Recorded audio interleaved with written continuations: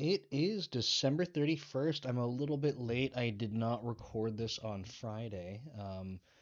I think I lost track of time Friday, and Saturday, so it's Sunday now. New Year's Eve, which is awesome. So, Merry Christmas to folks that we're celebrating, and hopefully everyone has a happy New Year. I'm very excited to kind of kick off 2024. I'm gonna try to bring a lot more structure to what I'm doing, so I'm just eager to try putting that into practice. So let's kind of go over what's been going on. So been off work. I'm technically on call, but it's been mostly quiet. So um, I'm saying I've been off work because I haven't been like doing regular work. I've just been kind of responding to stuff as I've been on call. But because we're a platform team, the two teams I'm managing right now at Microsoft, when there's a lot of people out of the office, the sort of volume of issues and types of things that come up, questions, that kind of thing, for as an on-call person, they're greatly reduced just because there's less people doing stuff. So holidays are a bit of a hit and a miss because if you have less people doing stuff, you have less issues that are coming up. But also, if there is an issue that comes up, it's kind of tricky to get a hold of people because there's so many people out. So it's been pretty quiet, so I've been fortunate that way. But yeah, no work updates in that regard. I'll get back into it, next week, and it'll be nice to. I like working, right? So it'll be nice to go back from having some time off completely from it and getting back into the groove. So that feels pretty good. So work aside, let's talk about meal coach stuff for a bit. So the product guy that we brought on, I think he's doing awesome. I think I mentioned this before, but I'm just really happy. He's doing outreach, so kind of like cold calls and just trying to build up some relationships as well as trying to do some interactions on social media for us. So just stuff that I know had to get done and I was not making time for. So happy about that. We've got a couple people onboarded from the pro bodybuilder at our gym, in terms of his client base, so that's cool. One guy in particular, it's awesome because, well, good good and bad. He's had a bunch of issues with it, right? And I think obviously that's kind of embarrassing. Like we're proud of what we build, so when there's issues, it's like, oh no, like I'm panicking trying to get stuff fixed up, and but the reality is like this is the position to be in. It's like it's where we want to be. As much as that sounds funny, like why do you want to be in a spot where you got broken code and someone's not having a good time with it? It's because we need people using it to get the feedback. I've mentioned this many times throughout this year. Like I'm extremely confident that when I have a feedback loop, then I can do really good work. It's about getting that feedback loop in the first place. Otherwise, I'm building software for myself. And while I don't mind doing that, I would like for this to be productized and to become a business. So I cannot just rely on myself for input. So it's been tricky because this guy's had a bunch of issues, but I'm able to respond to them really fast. He's got my phone number, my email, so he's messaged me and stuff. But after fixing up a couple things for him, he was saying like he's really excited to use the app because he thinks it's really cool. And something else he said was like just the fact that he's doing prep for a bodybuilding show. And by the way, it's not specifically geared for bodybuilders. It's just the coach we're using happens to have bodybuilding clients. So but he was saying he's really excited to use this for his prep because he feels that it's going to make it much easier. So I'm just really happy to hear that because if the gut feel, I mean, there's two kind of main users, right? The coach and the client. And right now, because and this is kind of the other tricky part, we're trying to get some of the client management stuff in place, like really simple stuff. So if you are a coach, you can look at your client list and make meal plans based on the client. Because the website right now is designed such that you are a single user. Backend code has a concept of coach client relationships. Front end code, everyone's the same. You get a dashboard for yourself. You don't have a user like a client list, so it's kind of crappy that way. But one of the other engineers has it, I think, mostly done. I messaged him today to say, like, I'm looking at the code. I think it's all functional. Like, what's missing? Um, so for the coach right now, it's not a good experience because they can't manage clients. they have to log into the app and pretend they're making a meal plan for themselves, except they put in their client's information. Then it's fast from there, right? But it's kind of feels weird. It's backwards. And then, so I know that that pro bodybuilder's like, it's not benefiting him right now. He's kind of like, I'm just trusting you that you're going to make this better. So I appreciate that a lot. And for his clients, at least, this one guy is saying like he's pumped to use it. So having two sort of user personas to get feedback from is critical. So just really excited about that. But yeah, I think for us the next step is really got to land this coach client feature. I know with holidays, the other guys were saying they want to, they're gonna have time and stuff, but I know it's holidays and like you're not working, but you're gonna be spending time with family. Like I get it. For me, I've always been someone like my my wife is very understanding that I like being on the computer building things and making content and all that kind of stuff. So we try to we don't have kids or anything like that. Our families are back home, so we're the only ones aside from our new friends that we made out here. So we just make sure we're spending enough time with each other. But anyway, meal coach stuff feeling good about, but want to land some of those features. So want to get the other engineer that's new ramped up, and I'm just hoping in the new year like some time frees up for both those guys and we get the ball rolling. So it's exciting. Dev leader. I mean, this is the last day of the year, and this was something I set out to do at the beginning of this year and take it seriously. So, um, a lot of people might not be familiar unless you poked around on the website and just kind of went back to see how far you could go. But I started this in 2013. I started this 10 years ago, and I did not stick with it. I blogged pretty regularly for a few months, and I started off dev leader as a learning exercise because as I became a manager pretty early in my career, as someone that was very focused on on being a software engineer, I wanted to make sure that I could document and share my experiences with other people. I should have muted my phone. Um, and so I made dev leader so that I could kind of learn alongside other people. Like here's the articles I'm reading, here's like my perspective on things, and it kind of almost not quite a diary, right? Like I want to document the things I'm learning about and share my perspective, but I said the word diary because like I'm kind of thinking like if I go read back what I wrote, I mean my writing style makes me cringe, but it's kind of like hearing your own voice in a recording. I'm kind of used to that now, but um I think I wanted to kind of see like how much has my perspective on this stuff changed. So that's been cool, but I didn't stick with it. I blogged consistently for a few months and I think I was like, well, why am I doing this? I'm not getting anything out of it. Like it's just taking time and like it feels like it's work and there's no reward. So I gave up. And I'm kicking my own ass for it because I feel like if I would have stayed, I don't know, if I if I would have put in 10% of the effort that I put in this year alone and just did that over the last decade, I think I would be in a very different spot with content creation and stuff like that. So I'm kind of trying to play a catch-up game here. But hindsight's 2020, right? So going into this year, I said, I'm gonna start this. I'm gonna try to take it seriously. I'm gonna make sure that I'm dedicating my time to it. And unfortunately, I didn't. I started doing this at the beginning of the year, but I didn't chart like sort of growth on different platforms and stuff. But the biggest one that I thought was going to be the most challenging, and it mostly has been, it was YouTube. Now, YouTube, because I think I got better at it, still not like good at YouTube by any means, but I think because I got better at it, the growth became more regular and at a higher rate, which is awesome.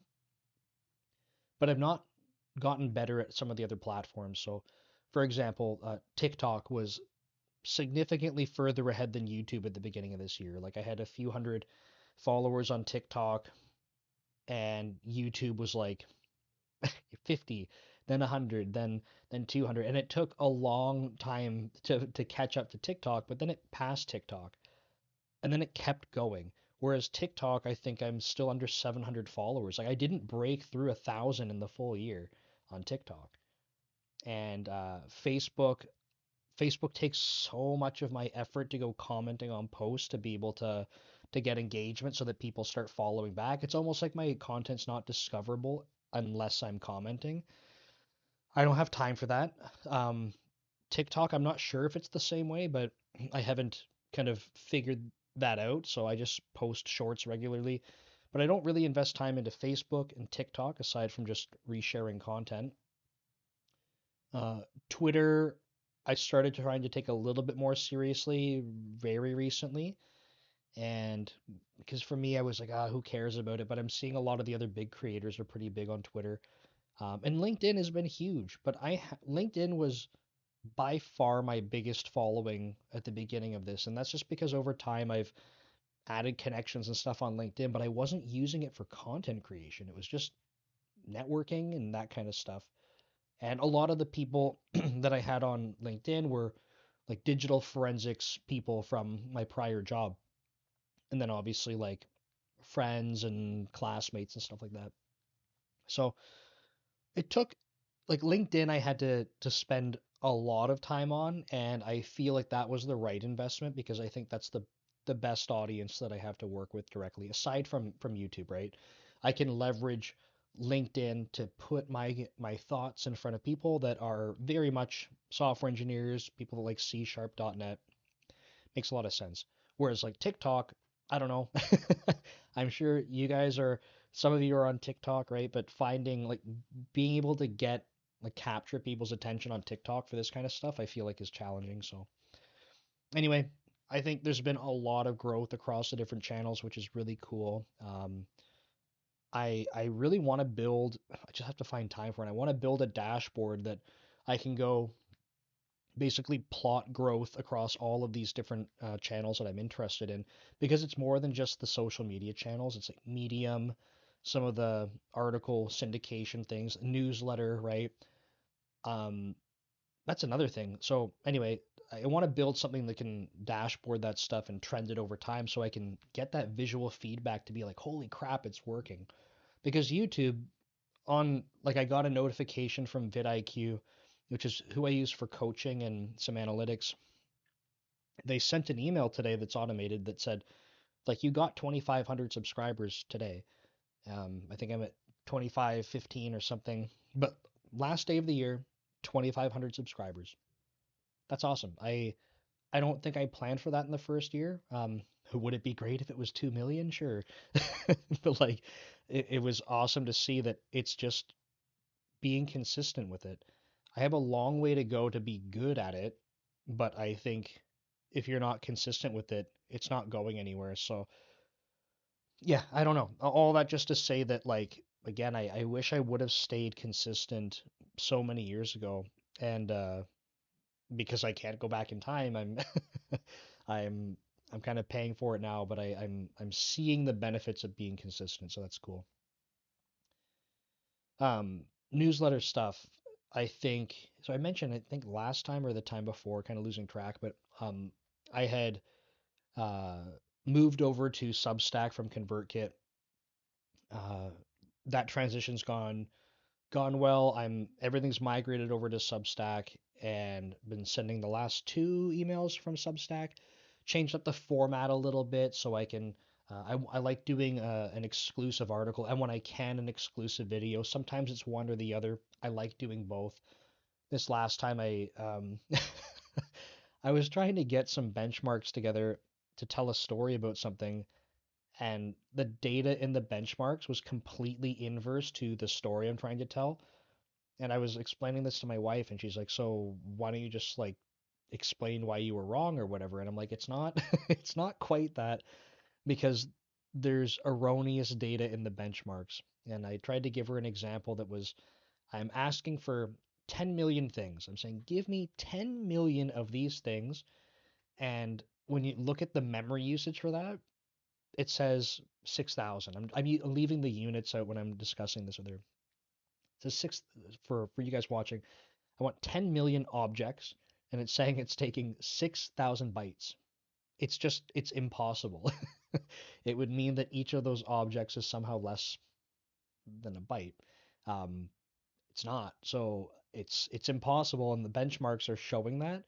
So on the ones that go really fast, it's showing that there's like no memory usage, and on the ones and they're the ones that should be going slower, and the ones that are going way slower are the ones that should be going fast, but they also have the memory usage that looks realistic. So I have to fix the benchmarks, but I wanted to put that in my I wanted to write an article talking about the benchmarks. I got to get that figured out today so I can post that video tomorrow. But yeah, so I am now taking my exclusive article out of the newsletter itself, and that way I can link to it and I can keep the email a little bit lighter. I've had feedback from another creator that I want to. He's like, you're just putting too much in your newsletter, and he's really smart. He's been very helpful on this journey so far. So I'm not disregarding his feedback, but I had put in a type form into the newsletter and asked people what they wanted. This was at 1/5 of the subscription volume. People said they wanted the long form. They wanted it. So part of me is like, this guy knows what he's talking about, but my audience is saying they don't want that. So I figured I'll write it. If you don't want to read it, don't. But I'll link it out, and that way you can just click one more link and read an article if you want it. And that way I feel like it's the best of both worlds. But it's a constantly evolving thing. But I'm doing that with Substack now. Substack's nice because I can keep some of them uh, like unprotected, I guess, or unpaywalled. And that way, if you're like, hey, I don't know what this newsletter's about. I don't want to subscribe unless I can see what it is. Like, cool, read a couple of them, check it out. Um, if you like it, cool, subscribe. If you don't, I mean, at least you got to see, and it's not like you subscribed and you're surprised that you hate it. So, um, yeah, I think I'm almost at 1,200 newsletter subscribers, which is awesome. I think I think I shouldn't compare myself to other people. I've seen other people in the same amount of time have like an order of magnitude more subscribers, and I'm like, I just can't figure out how. Um, I just don't know. So, I'm I want to feel proud about my growth on these different platforms, but at the same time, I'm like, I don't understand how I could be doing so much worse than these other people when I put in so much effort to it. It's like I'm apparently doing the wrong things, or apparently I'm missing out on something. But a big discovery for me was like, it's the networking part. Like, some of these guys are growing so fast because they're networking with these other people that are causing them to grow. So I'm trying to lean in that into that a little bit more. So just making some good friends doing this, which has been it's been really rewarding this year. So, um, yeah, I think I'll leave the last of this video with um, a thought about content creation. So I I have found that content creation has been very rewarding. It's been frustrating at times when I get people that are trolling. Obviously, it's the internet. It's been very rewarding. I love hearing from people. At the beginning, at least the almost the first 2/3 of this year, I was down thousands of dollars just being able to create free content for people. So down money, investing my time into it. But I'm like, I know I want to stick with this. I want to see where it goes. Fortunately, I was able to launch a course. So one thing that I wanted to share here was that the networking opportunity afforded me this ability to go create a course on a platform for Nick Chapsis. If you're watching my stuff, you know who Nick Chapsis is. He reached out to me. He asked me to create a course. I didn't have to go hunt him down. So, content creation has enabled that networking opportunity. That course, I've sold over 300 copies of, I don't know how you would call it. Uh, 300 students have taken that course, over 300. I'm no longer down thousands of dollars from content creation this year, so it's been profitable. I plan on taking every dollar of those profits and reinvesting them into what I'm doing here. But that's a huge opportunity. And at work, I had people that were at the VP level. So my manager's manager's manager, I had them stopping me or in meetings with 50 people making comments about watching my videos and stuff on LinkedIn. I watch your videos all the time, they'd say. Like I had people coming up to me at the office, like, I watch your stuff. Like the networking opportunities are tremendous. I just never thought about that because I'm watching for individual clicks on who's liking it, right? Who's liking it, who's watching it, who's liking it, who's commenting on it, who's resharing it. Some of these people aren't doing any of it. They're just watching it. They're just consuming the content. And I don't know that until they're telling me. So that's been very rewarding as well. And then the last thing, and I can't tell you what it is, but I'm going to share it next year when it's done. Um, but there was a bigger opportunity than all of these things that came out of content creation this year. And I'm I'm excited to share it. I just want to wait a little bit longer until it's solidified. Um, but I I'm kind of just sharing this with you because for me, in the very beginning of Dev Leader, I was thinking, like, what's the point? After doing it for a few months, what's the point of doing it? And after doing this for 1 year and taking it seriously, I still work a full-time job. I'm not like retired content creator or something. Still work a full-time job, have a side project. I go to the gym almost every day. Like, I'm just doing this on the side, but taking it seriously.